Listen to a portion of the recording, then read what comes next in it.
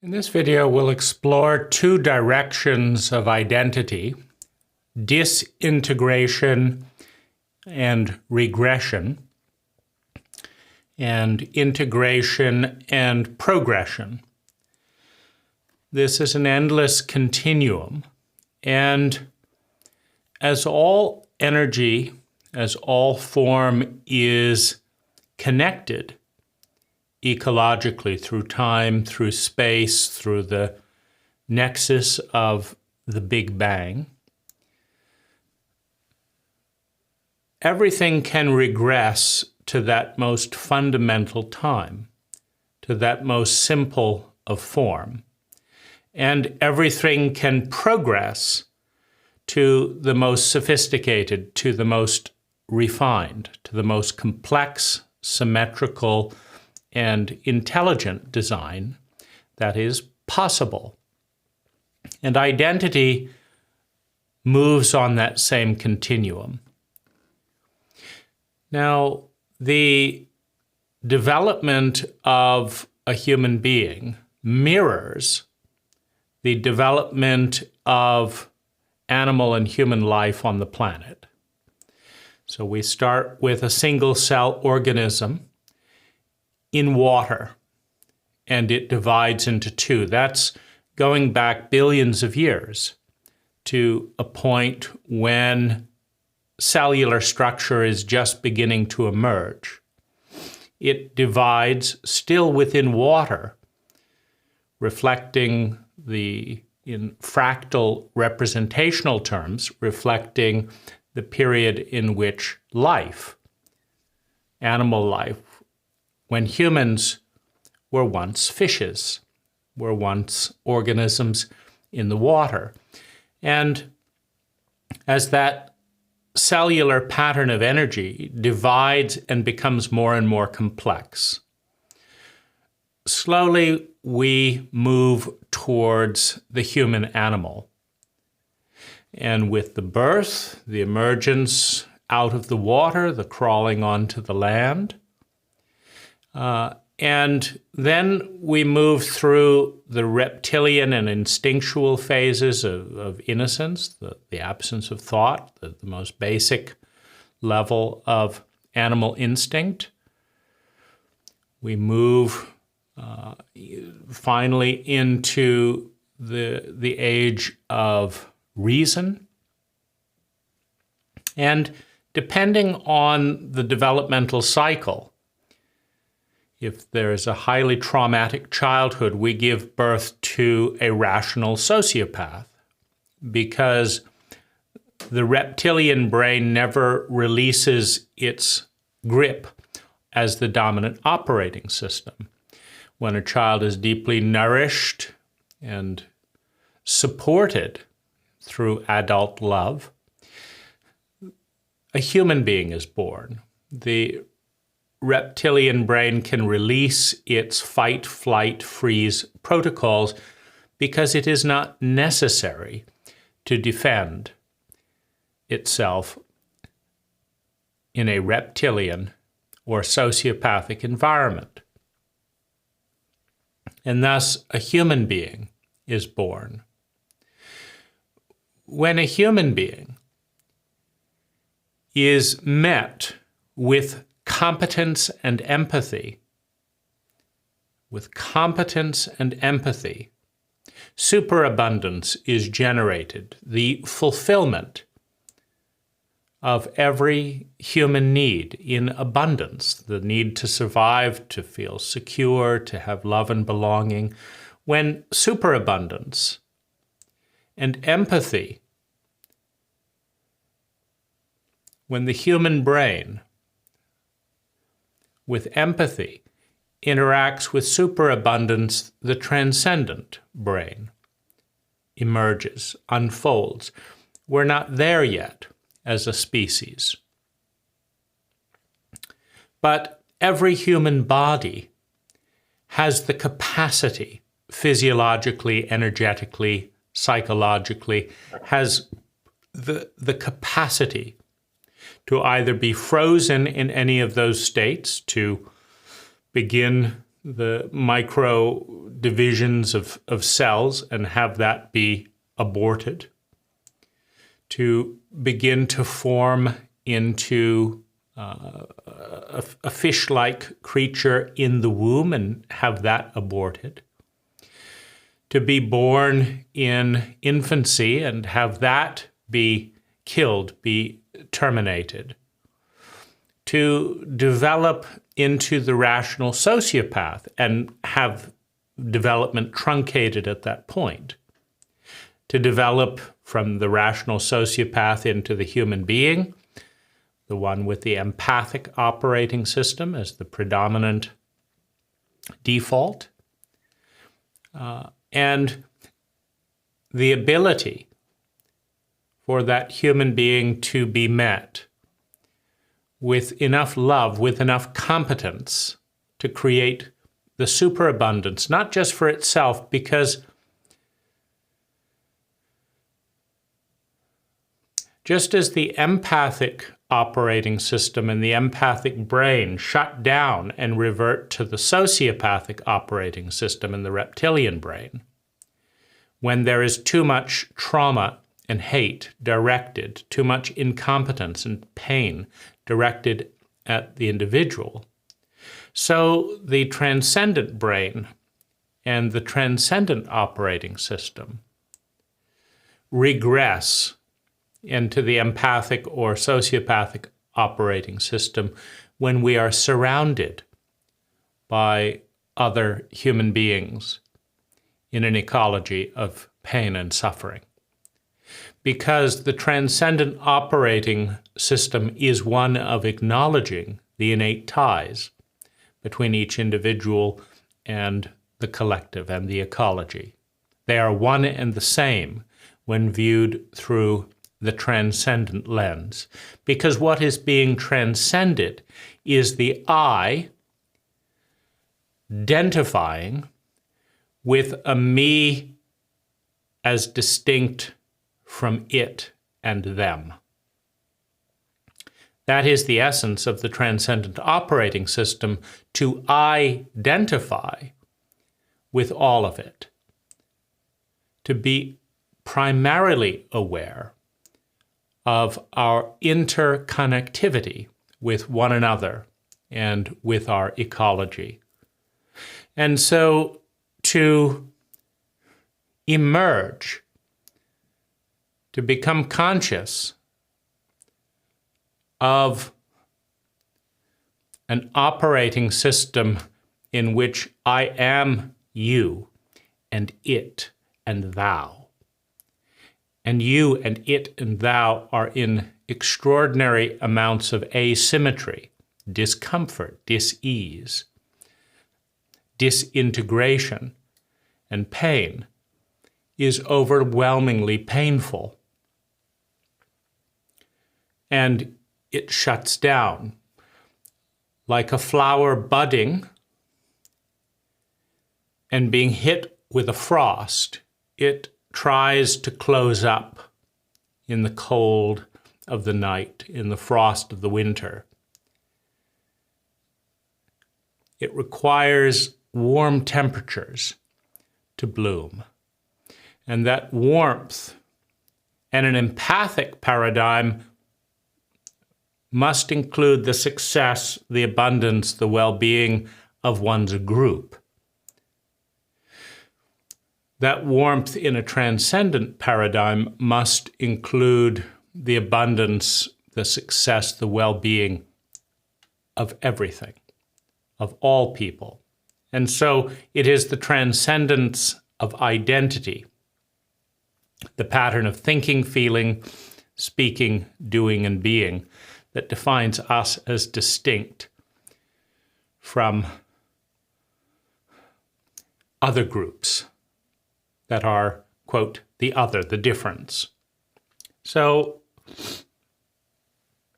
this is the larger continuum.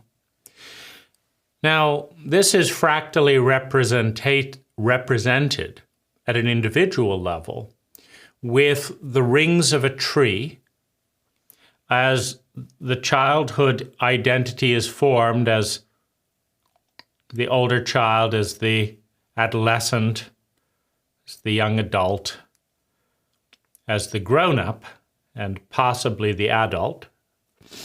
Remember the distinction between a grown-up and an adult. A grown-up is an entity with a body over, say, 21, whatever you call the age. In fact, it is an infinite continuum. But to become an adult, not just consciousness within an older body, to become an adult,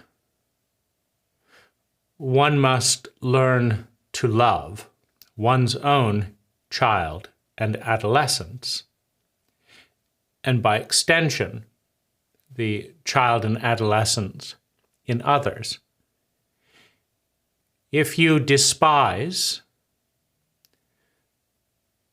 the seed, you cannot nurture the plant that grows out of it. The child, the adolescent, the young adult are the seeds out of which the adult emerges. And so the first step of an adult is to learn to love enough to care enough to take time, to take enough time to see enough to understand enough to empathize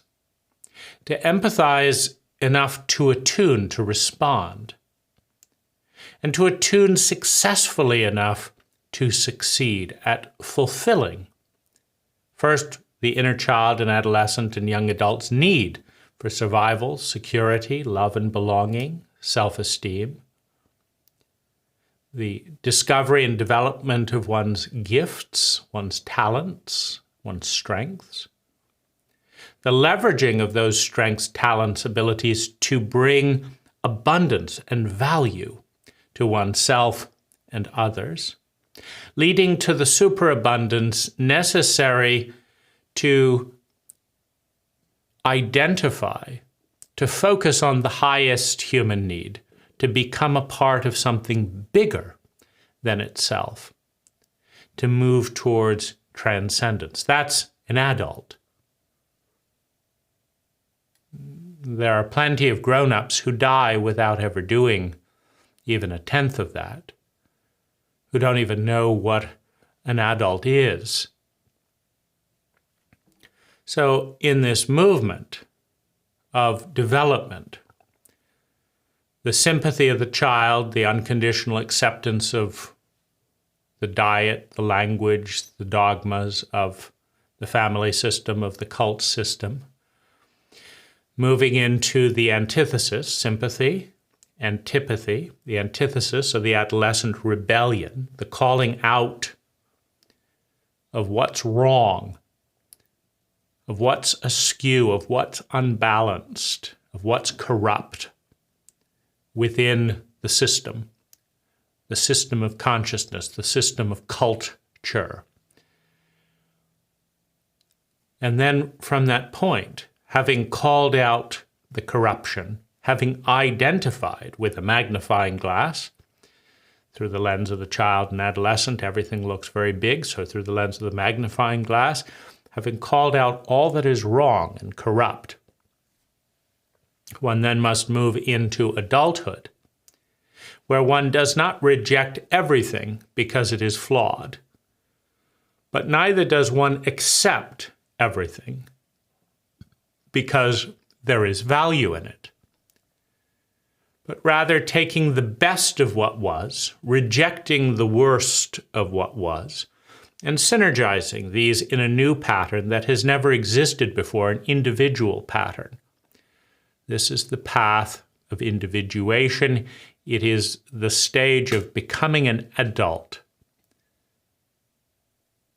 We are now no longer blindly accepting everything. We are no longer reactively rejecting everything because it has some flaw. We are weaving something together,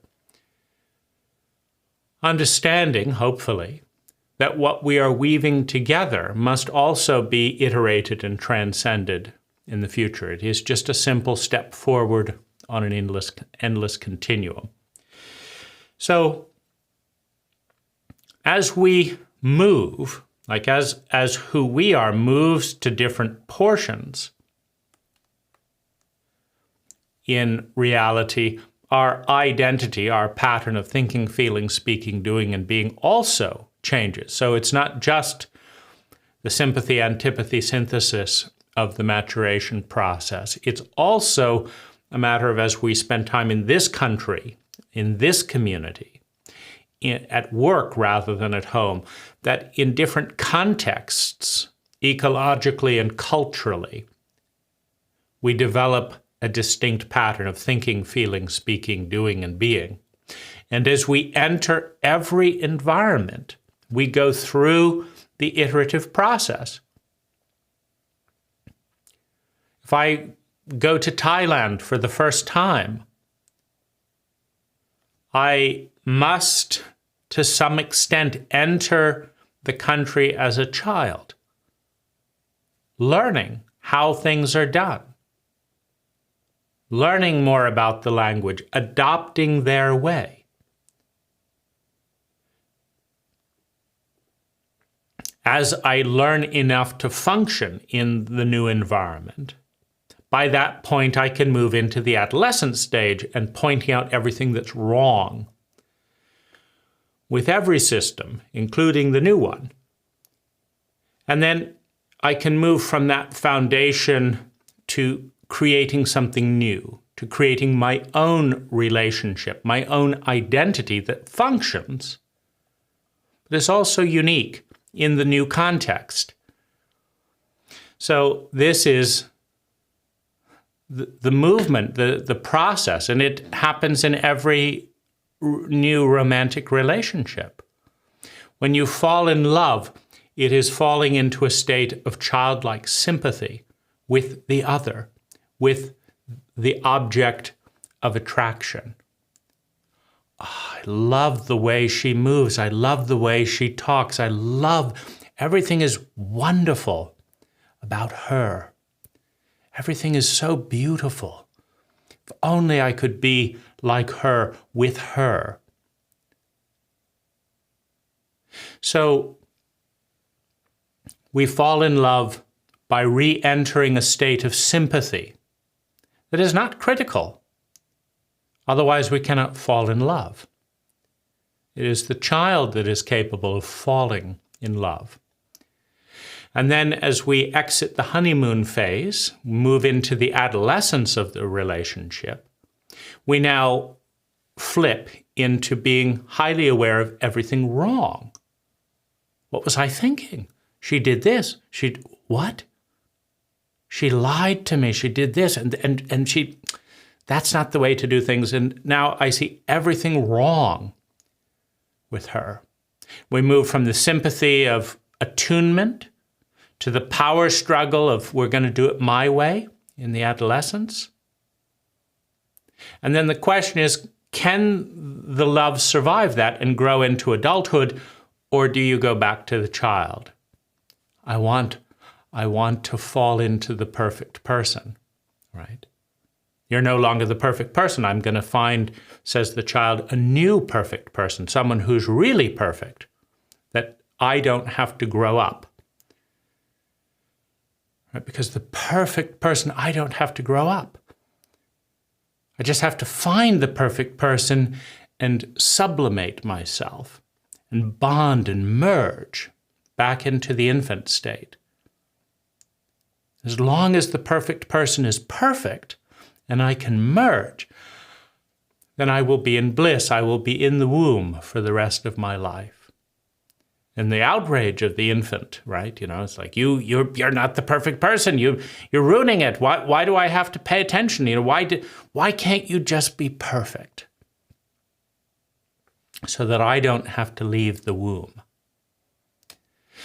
And of course, the next stage, having fully observed everything wrong with the other, is to then come back to acknowledging and building a rapport with the best parts of the other, rejecting the worst parts,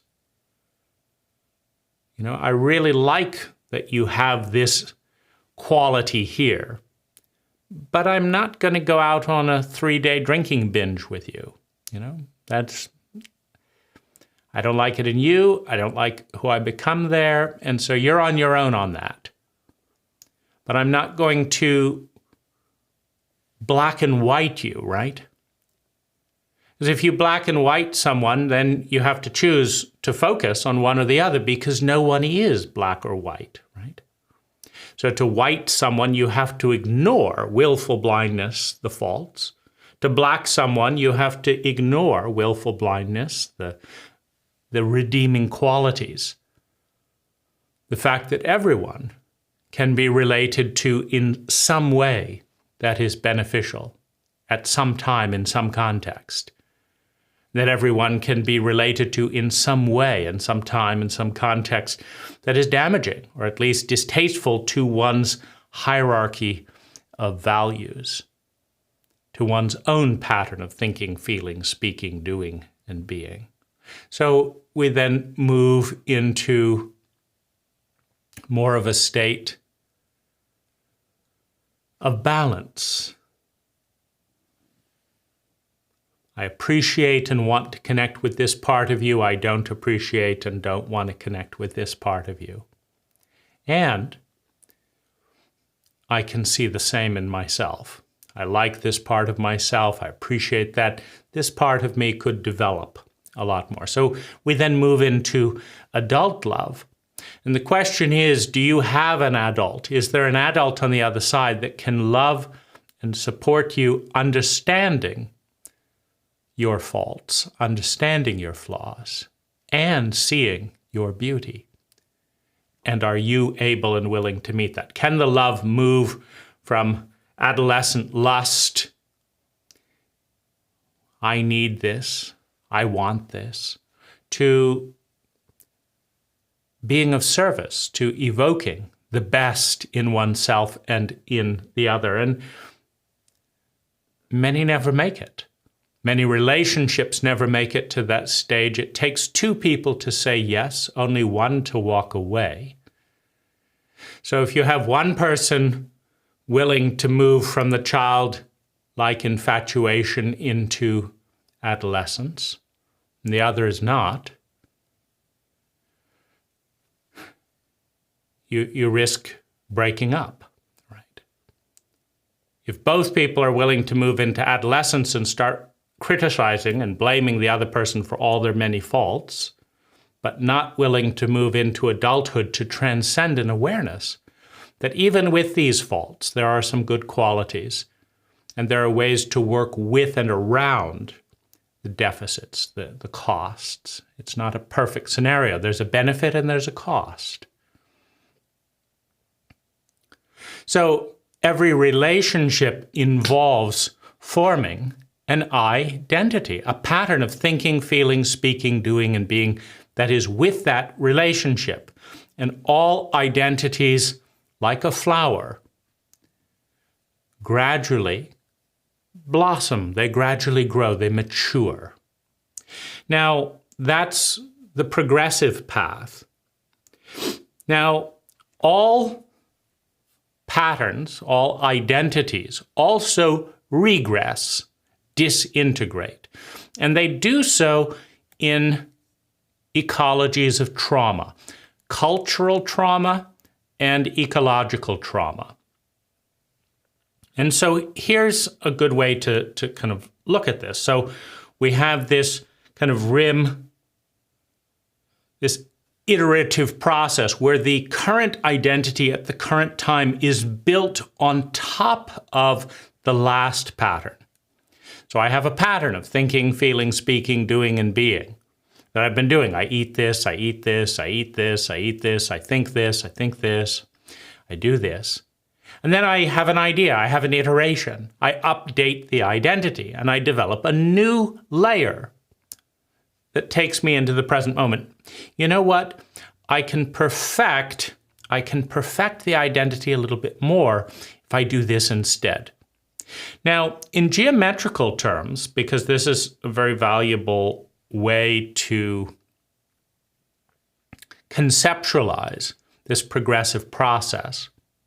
In geometric terms, we see the evolution of identity, the evolution of form, in a couple of different ways. We start with the unconscious, with the undifferentiated whole, with the undivided ecology.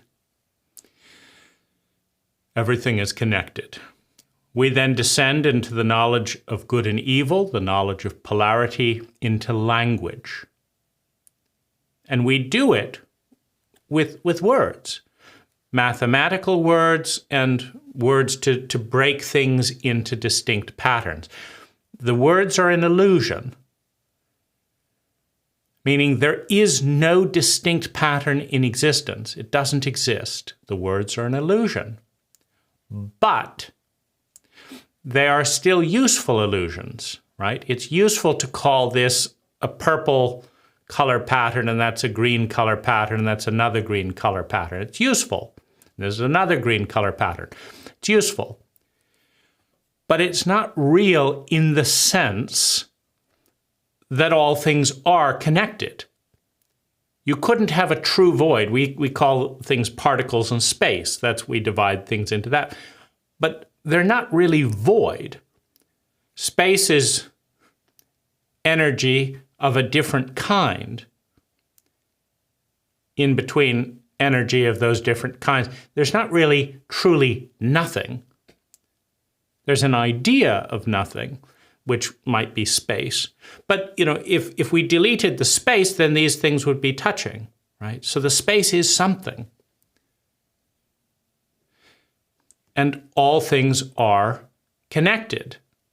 And if things are connected in an ecological flow, if energy is being born, maturing, then dying, and then becoming and born, if it's going around in a circle, then as it makes its way through the circle, it passes through all of the, quote, distinct phases on its way through the circle. In the death-birth circle or cycle, right? You go through the whole phase. So you can't delete part of a circle and still have it be a circle. So they are, in fact, interconnected. It's just language for the purposes of generating human consciousness. Language cuts the one into these little bits. And they are very arbitrary. Every cult in human history has cut the one into different bits and given different symbols, different sounds to represent the illusionary bits. So, but the evolution in mathematical terms and in geometrical terms looks like this. You start with the one, you divide it into two. And then you progress. The two, you realize, no, it's not black and white. There are three parts. And then you realize, no, there's not three words. It's not heart, mind, and body. There's beliefs, and then there's thoughts, and then there's past thought, right? So you make more and more complex forms. You divide the one into more and more bits, right? And then you keep doing that. It's an endless progression. It is a progression towards complexity. Now, in chauvinistic paradigms and chauvinistic cultures, the division takes place in roughly half. We're still in the dualistic paradigm. And so you have the bit, and then you just divide your side, the side that you've decided is the good one, the side that you're emphasizing. You decide it into smaller and smaller bits. But you have a problem because, as you can see geometrically, and as you can see if you've ever tried to put a half wheel onto a car, it doesn't rotate, it doesn't cycle, it doesn't spin very well. Like the Earth is moving around the sun, but it wouldn't move very well if it only moved half. Like if the Earth just moved here and then tried to skip back here and then move here again and then skip back here and move again, it wouldn't work very well, right? It's difficult. So the problem when you're viewing things through polarized eyes is that the world and reality is in fact circular, the joy you're so intensely focused on, expanding, leads to expanded sadness on the dark side of the orbit. The positivity leads to criticism. Because if you decide that this is good, then this doesn't always happen. When you have a circular possibility field, you always have reality moving out in both directions. So by defining this as very good, what you've done is you've taken half of reality and you've defined it as bad. Half of reality. So what are you going to do now? Are you going to ignore that half of reality that is bad? Or are you going to criticize it as carefully as you praise the good part? So now you have to criticize all the bit that isn't going the way, right? So as soon as you define that this half of the circle, this half of the one, this half of the whole, as soon as you've defined that this is the bad part, you have created an equal amount of good part. And as soon as you define that this is the good part, you have defined simultaneously, because when you divide the one into two, it's always equal. That's the way math works. So whatever you define as good, there is now an equivalent that you have indirectly defined as bad. Now,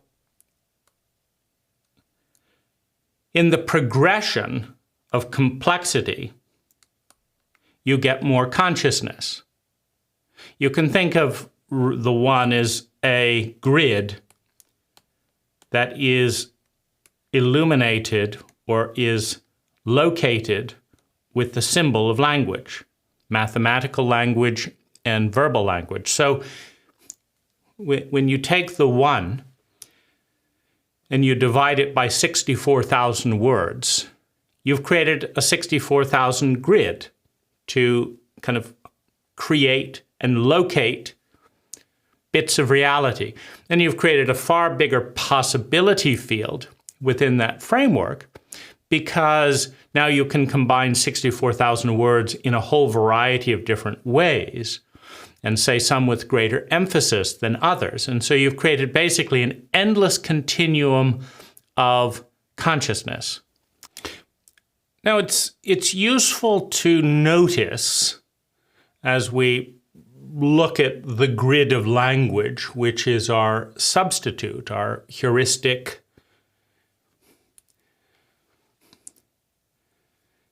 intermediary, right? Reality is far too big to relate to.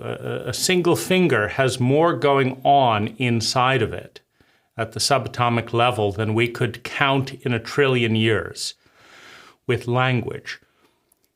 So even though we get more and more complex in our ability to articulate parts of reality, 99.9% of reality is always the space in between. The space in between an atom is 99% bigger than the particles that comprise the atom. The space in the solar system is 99% bigger than the planets in orbit around the sun. And the space between words is 99% bigger than that which is located, that which is reality that we become conscious of through words. Just something to be aware of. The human brain can never perceive more than 1% of 1% of 1% of all there is to perceive, because most of it is in the space between language. And language, that which we're even paying attention to, language is the foundation of human consciousness. All thoughts are framed in words. You cannot think a thought without a word, because the thought is framed in words. And so all thought, which is what we reference when we say consciousness, I am aware. It's a pattern of thinking, feeling, speaking, doing, and being that is aware of certain things spoken in language. And what is spoken in language by definition is less than 1% of what actually is there. Now, a good way to kind of look at that is, we all know that, with more than a trillion distinct patterns within the body itself, and you could describe each pattern within the body, you could describe it for more than a minute, which means that it would take 1 trillion minutes to describe what's going on in one moment of the body, by which point the body has changed, and you can never catch up in language, right? It's worth being aware of that. So what language is a map or a grid that helps us become aware of a dumbed down version of reality, just like Google is, right? Google doesn't tell us how many pine needles and how many beetles are in the last meter of the journey, right? What Google does is it takes the vast complexity of reality that we can't begin to become conscious of and comprehend, and it dumbs it down into a grid and says, this is North Street, this is Poplar Street, this is Croche Street, this is Vest Street, and then this is First and Second and Third. And so it takes that vast complexity and says, turn right at Vauche Street. And then you turn right there.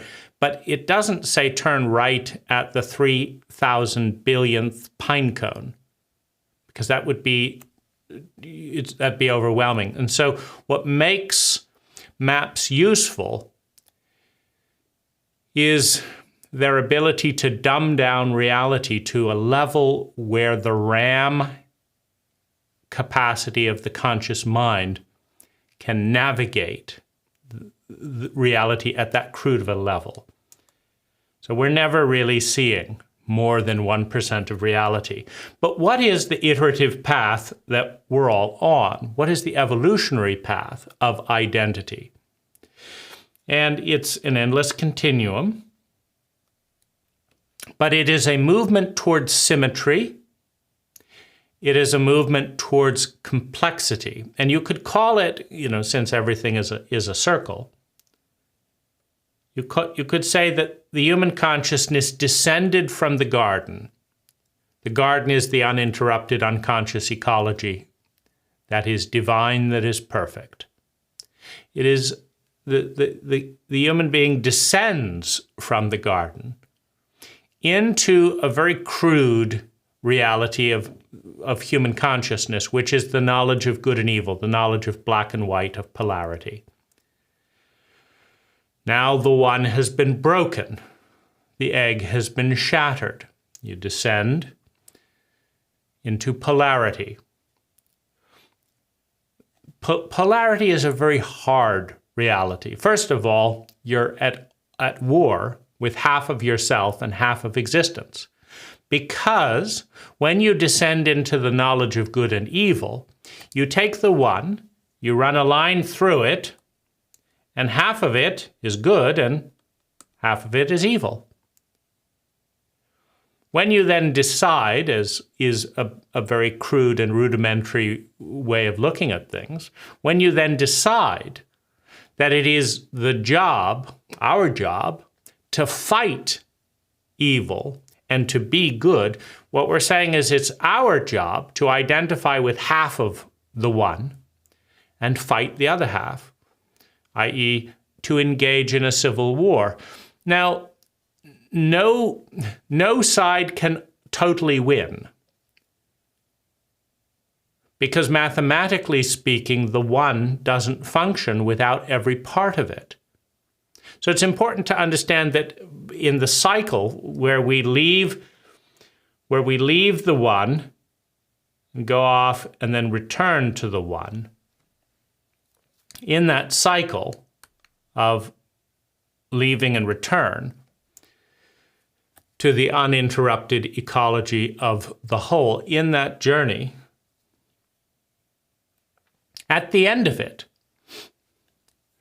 when you take the egg and you shatter it, for the egg to be whole again, you need every one of those broken pieces of egg to reassemble the uninterrupted whole.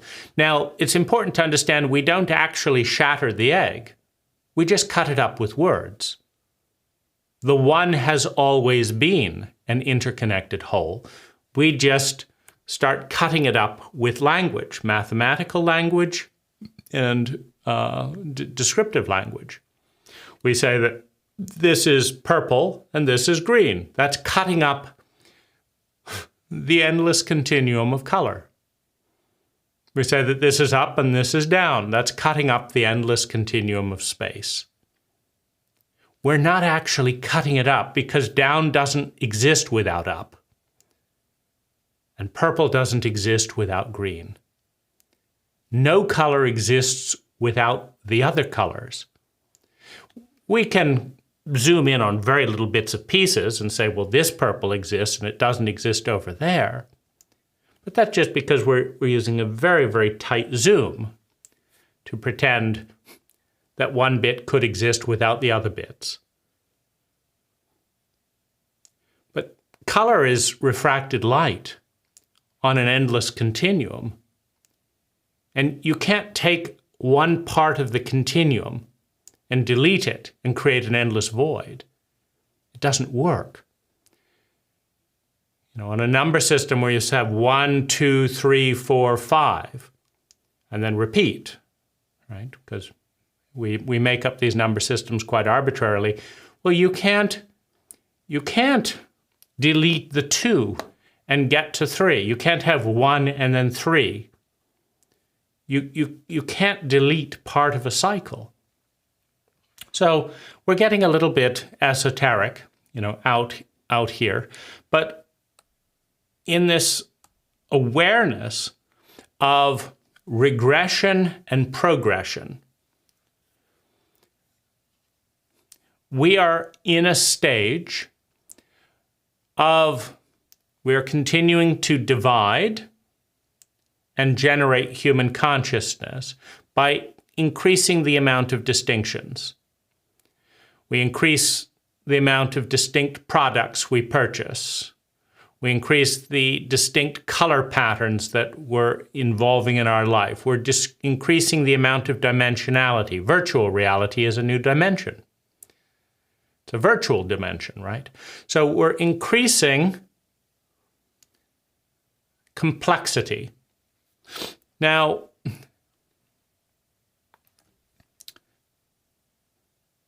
we are on a journey towards intelligence. And intelligence is measured by the efficiency with which energy is converted into sustainable well-being. And on that journey, this creates several key trends. One is complexity. The other is symmetry. The other is efficiency. They go hand in hand. Because when you take the one, it initially looks very simple, right? You just say it's the one, the uninterrupted whole, the unconscious, unified ecology, the one. But if you look closely at the sphere, which is the most graceful shape that we know of in geometry, we realize it is both one and it is infinite. Because as computers create the sphere through refracting particles or lines, the computer does not create one. The computer creates lots of dots. And after enough dots, the one emerges out of the dots. And then we see one.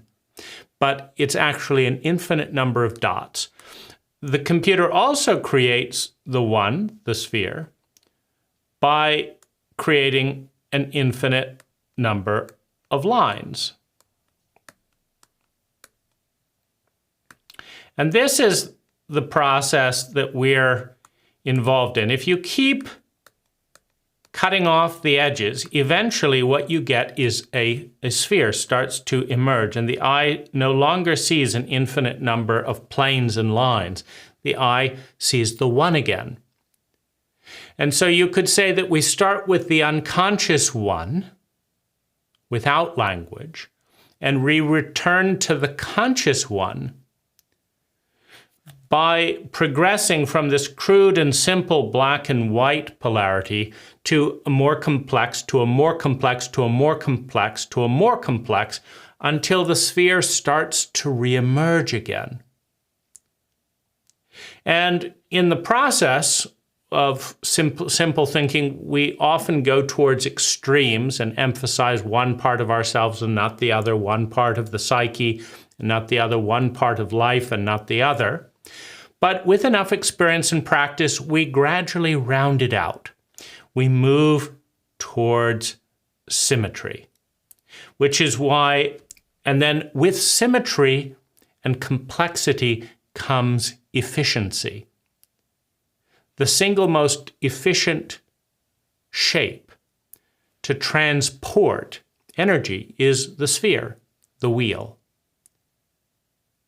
Now, we could put triangles on our car, and it would be a bumpy ride. We could put squares on our cars. It would be a bumpy ride. We could put 5-pointed stars on our cars. It would be a bumpy ride. Nothing is more graceful. Nothing is more efficient than the sphere. And so having descended into the knowledge of good and evil, we are slowly moving back towards complexity, towards symmetry,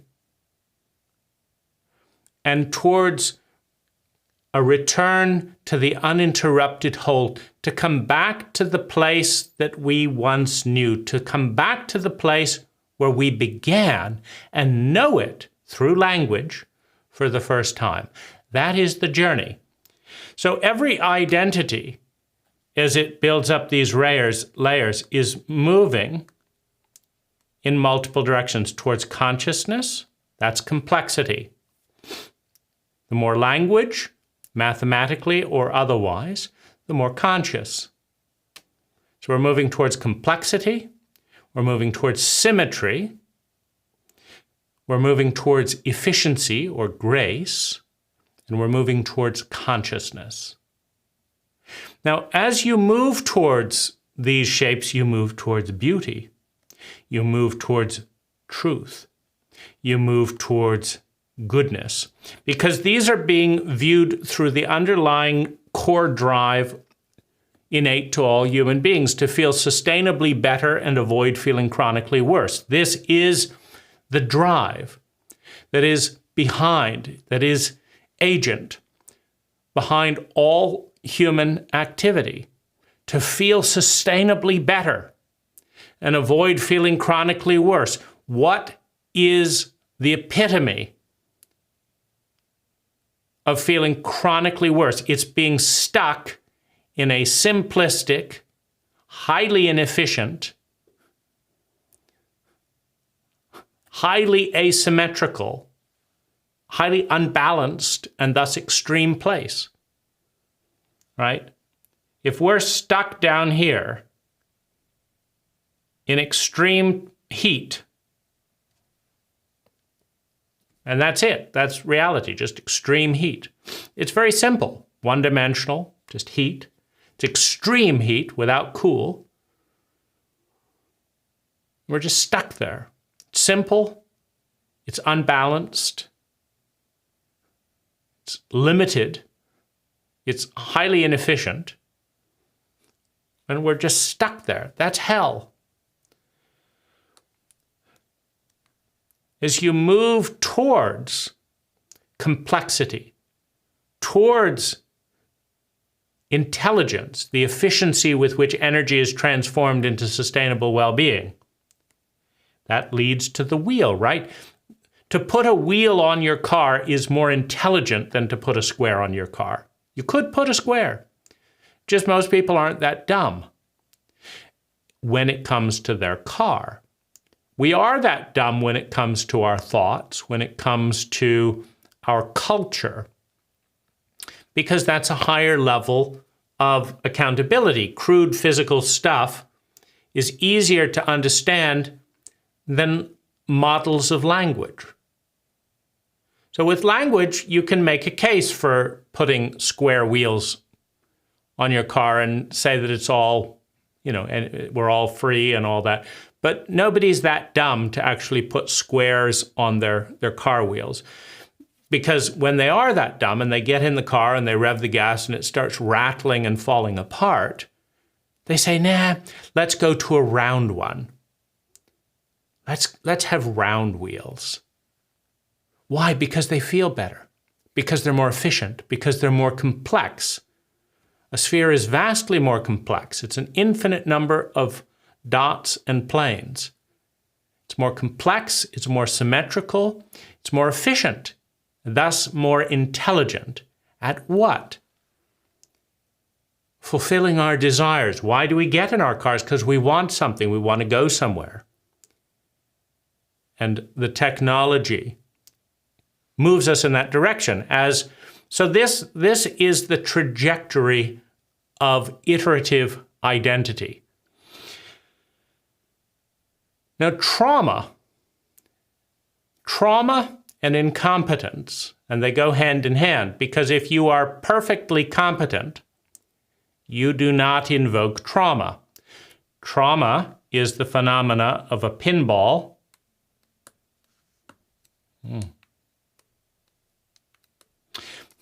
Trauma is the phenomena of a pinball colliding with a bowling ball. And anytime a pinball collides with a bowling ball, the same thing always happens. A small energy, a smaller mass, coming at 50 miles an hour, collides with a bigger energy, a bigger mass, the bowling ball, and the bowling ball continues and the pinball goes flying. That's what happens. Now, trauma is the ego identity, the individual identity, the pattern of thinking, feeling, speaking, doing, and being, colliding uncontrollably, helplessly, with a larger object that shatters the identity. That's what trauma is. When your identity is broken, when your pattern is shattered, and you no longer can think, feel, speak, do, and be that, because a larger energy has knocked it out of the way. Numbers of things had to have happened for that to have happened, right? Either you didn't understand that that was a larger energy. That's incompetent. Or you couldn't get out of the way of the larger energy. That's incompetent. Or you couldn't become the larger energy. That's incompetent. Or you didn't know what trauma was. That's incompetent. Now, your incompetence is a fractal microcosm of the incompetence of your culture, of the group around you. You were trained, you are a representative of your cult. So when you don't know what you're doing, what you're saying is, my cult doesn't know how to raise all its members to know what they're doing. Your stupidity is your cult stupidity. Your cult stupidity is your stupidity. Now, we are stupid people in stupid cults that don't know what we're doing a large portion of the time. As a result, we have chronic and unnecessary suffering in all areas of our lives. We're highly inefficient at converting energy, time, money, and natural resources into sustainable well-being. And our cult, in many cases, is making it worse, not better. And we don't know how to evolve the cult, because the cult doesn't know how to raise individuals that know how to evolve it. So we're in this loop of spiraling suffering. So our cult raises highly traumatized people who lack the competence in most cases to fully resolve, integrate, transcend the trauma, and begin a cycle of post-traumatic growth. We have the competence to traumatize people. We don't have the competence to heal the trauma we cause. In other words, it's an Einstein problem. We have enough intelligence to cause the problem, but we don't have the level of intelligence necessary to heal the problem that we caused, or we wouldn't have caused it in the first place, right? If we were truly masters of trauma, we would not be traumatized. We'd see a bigger energy coming. We'd say, okay, that's part of life doing its thing. We need to step out of the way here, right? Because there are bigger energies than we are, right? And there always will be. You know, if I'm standing in the way of the moon doing its orbit, who do you think's going to move, right? Here I am, the moon's doing its cycle around the sun, and I'm in the way. I don't understand geometry, though. I don't understand gravity. I don't understand any of this. And so I'm shocked when the moon knocks me sideways. I didn't see it coming. That's incompetence. But of course, the good news is that trauma and pain repeated over and over again leads to competence. Eventually, there's a generation in that group of people that says, I'm tired of a third of my family being flattened by cancer, being flattened by economic upheaval. I'm tired of that.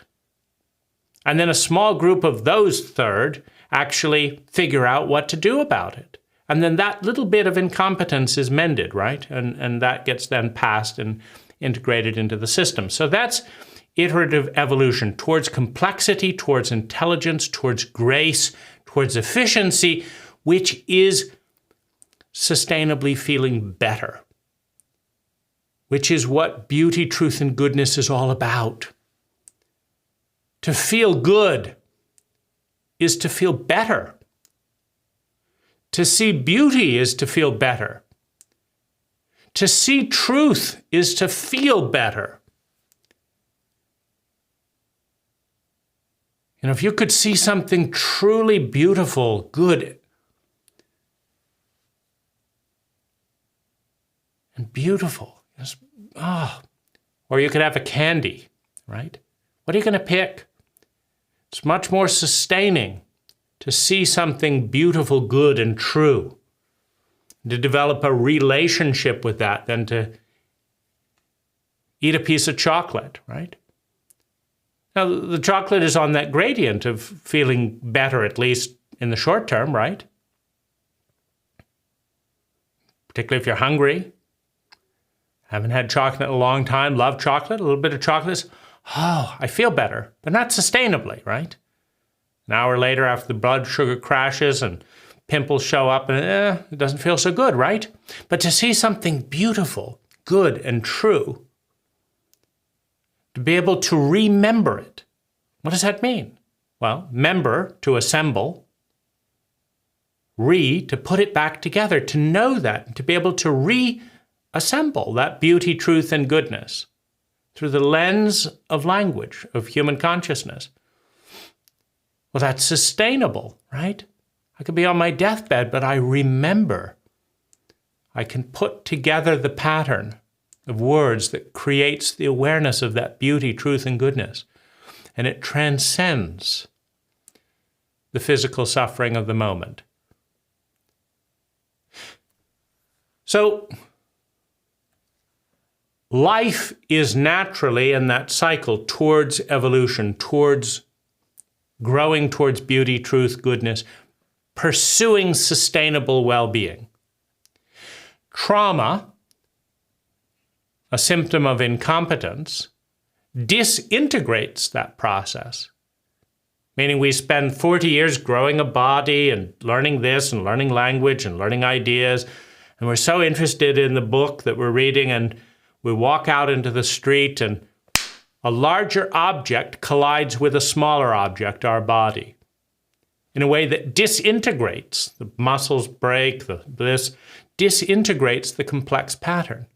And we regress. We feel helpless, we feel terror, we feel shock, we don't know what's happening. We regress, we go back. Right?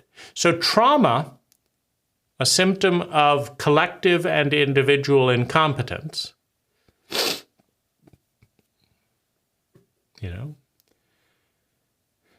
if we had the competence, we wouldn't have to worry about asteroids. Asteroids can traumatize the entire planet, and it will take a certain amount of competence before we have laser detectors all around the planet, perhaps courtesy of Starlink and other satellite networks, where we have lasers all around the planet able to detect and give us an awareness and then a response protocol to change the course of asteroids. Because sooner or later, there is going to be a large asteroid heading directly into Earth. That is a statistical fact. The fact that we are doing nothing about it speaks to our incompetence. And so in the next 100 million years,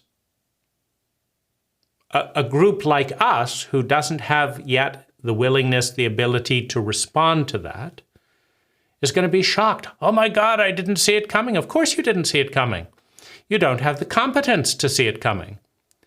You don't have the competence to anticipate the need for the competence. And so you haven't volunteered any money towards the Protect the Earth from Asteroids Fund, right? You'd rather watch TV and do this. That's incompetent. Of the nature that you realize after the asteroid hits, if you're still around, right?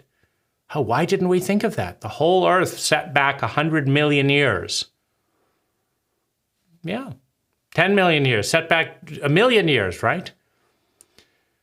Right, so it takes competence to see and avoid some of these traumatic events, individual and collective. When that competence is absent, we collide with larger energies than ourselves, and our pattern is destroyed. With the pattern destruction is the destruction of our confidence. Why? Well, the reason we are the way that we are, we speak English, we're confident. I'm confident you can understand what I'm saying in English. Certainly by this point in the video, if you can't, what are you doing here, right? I'm confident that you can understand English. But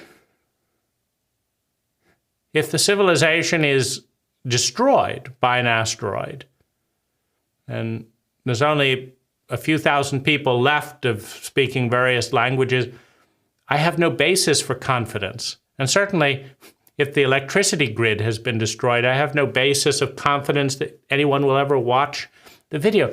Confidence is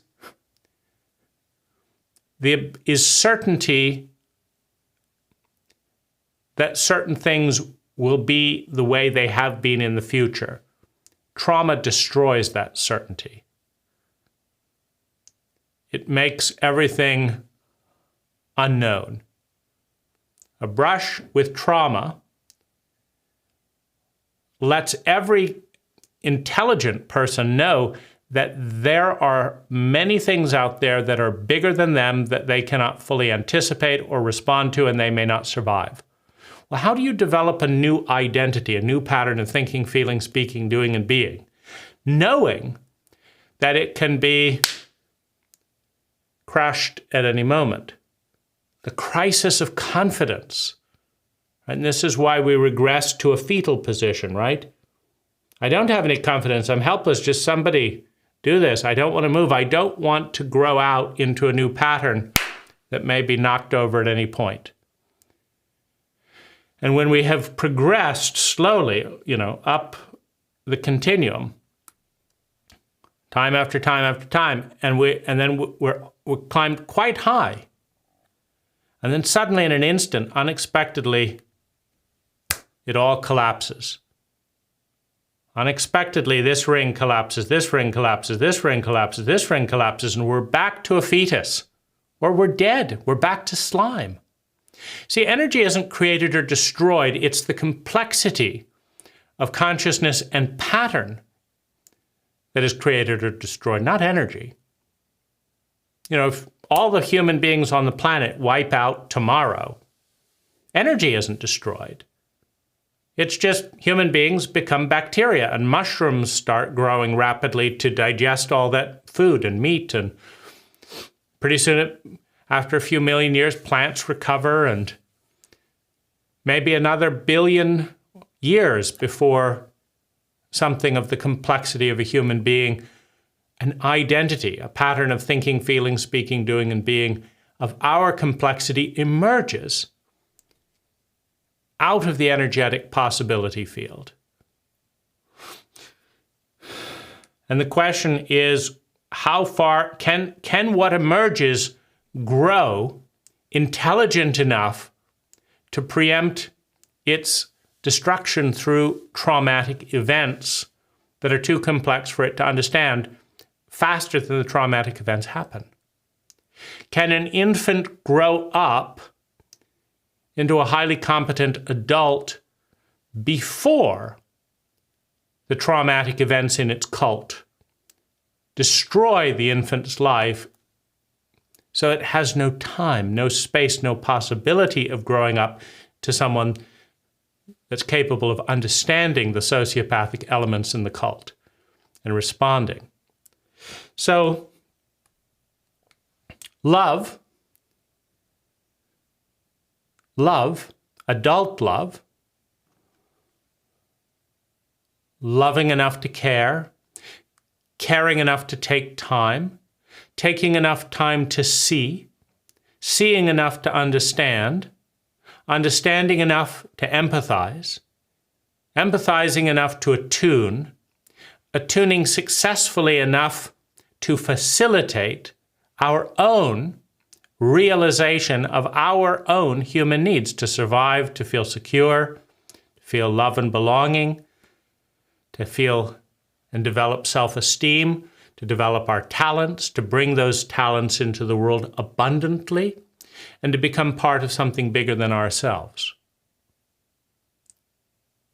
Adult love directed towards an infant produces an adult.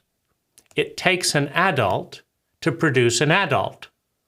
That's part of the catch-22 that so many of us are in cults that lack initiatory transition from adolescence into adulthood.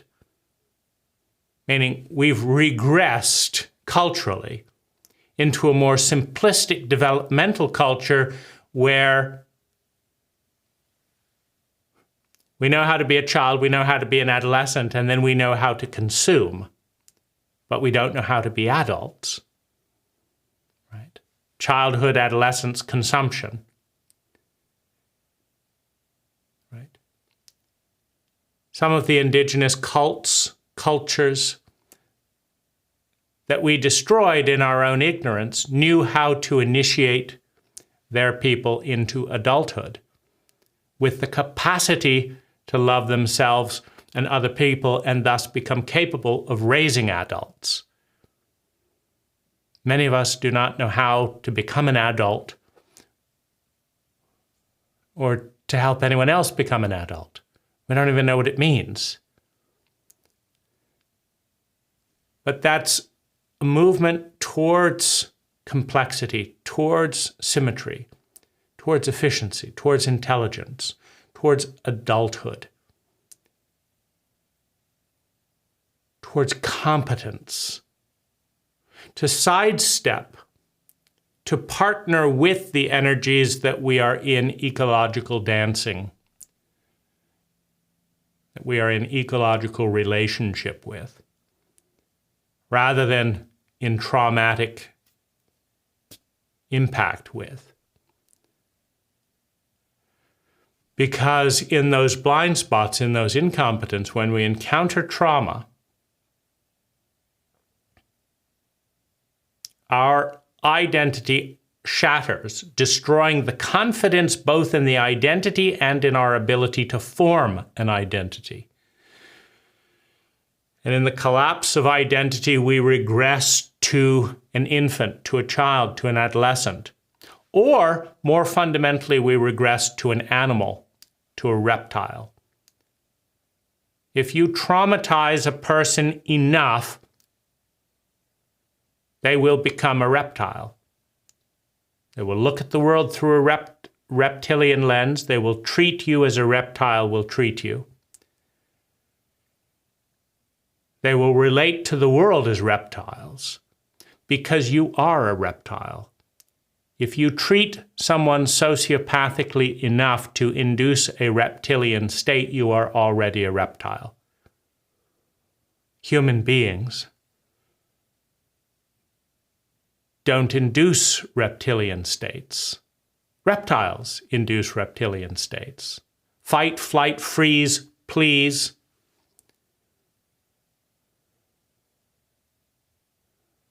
And hide. These are sociopathic laws to survive a sociopathic environment that are only necessary if you are a sociopath. If you are a competent empath, nobody needs to become a reptile to survive your cruelty, your ignorance, your stupidity. So, and this, the correlation, right? To produce empathic, transcendent human beings, empathic, competent, transcendent human beings are required, right? But that's the process. And when we are traumatized and we lose our identity and lose confidence in the identity that we lost because we lost it, right? When you go to war, hopefully you believe you will win, or what are you doing going to war? When you lose confidence in both your ability to win the war, if you're sane, right? If you lost the war, you lose confidence in your ability to win the war that you just lost. But you also lose confidence in your ability to assess whether or not you would win, because if you thought you would lose, why did you go to war? But you also lose confidence in your ability to prepare effectively for war. Because if you had, you would have won. So you lose a lot when an identity is shattered through trauma. Because you have to form the new identity. It doesn't form, the instinctual animal identities will form, right? You can become an animal quite easily in high trauma. Start paranoid, moving around, etc., looking at everything as the world is scary. You can become an animal without any effort. But if you want to develop a new identity, how do you feel confident enough to do so when you developed the last identity that collapsed under trauma? That's the crisis. But love, adult love, facilitates the evolution, the iteration of identity into competent and unique versions of adulthood.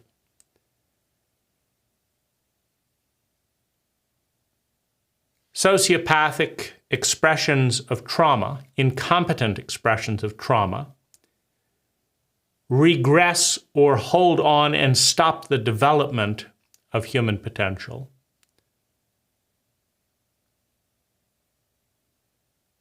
From going any further. Identity becomes arrested. Thanks for joining me on this exploration of the continuum of identity, evolution, devolution, iteration, disintegration, growth, and trauma.